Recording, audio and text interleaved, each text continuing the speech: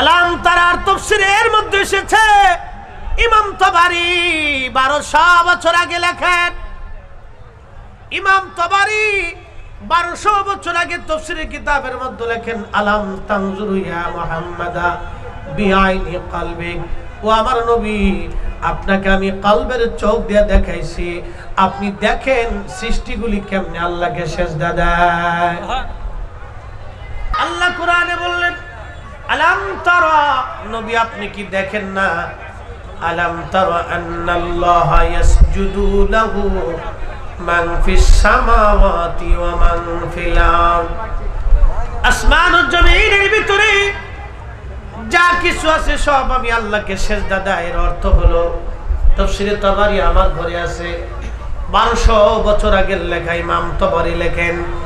আল্লাহ বলেন, আলাম তানজুরু ইয়া নবী আল্লাহি বিআইনি কলবি, নবী গো আপনাকে আমি কলবের চোখ দিয়ে দেখাইছি এই সমগ্র সৃষ্টি জগৎগুলি কেমনে কেমনে আমি আল্লাহকে সিজদা দেয়।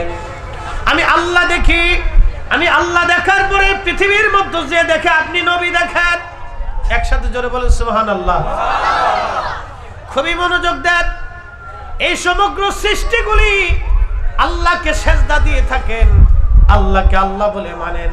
আল্লাহ কোরআনে বললেন, ইউসাব্বিহু লিল্লাহি মা ফিস সামাওয়াতি ওয়া মা ফিল আরদ।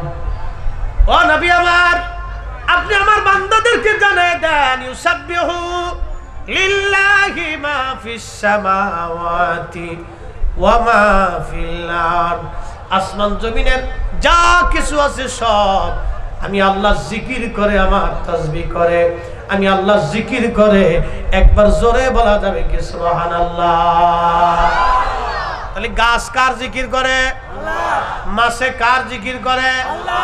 প্রাণীরা কার জিকির করে? আল্লাহ। ফেরেশতারা কার জিকির করে? আল্লাহ। জিনেরা কার জিকির করে? আল্লাহ।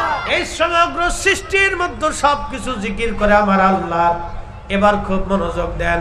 আল্লাহ কোরআনে বললেন, ইন্না সলাতি ওয়া নুসুকি ওয়া মাহইয়ায়া ওয়া মামাতি লিল্লাহি রাব্বিল আলামিন লা শারীকা লাহু ওয়া বিযালিকা উমিরতু ওয়া আনা আউয়ালুল মুসলিমিন।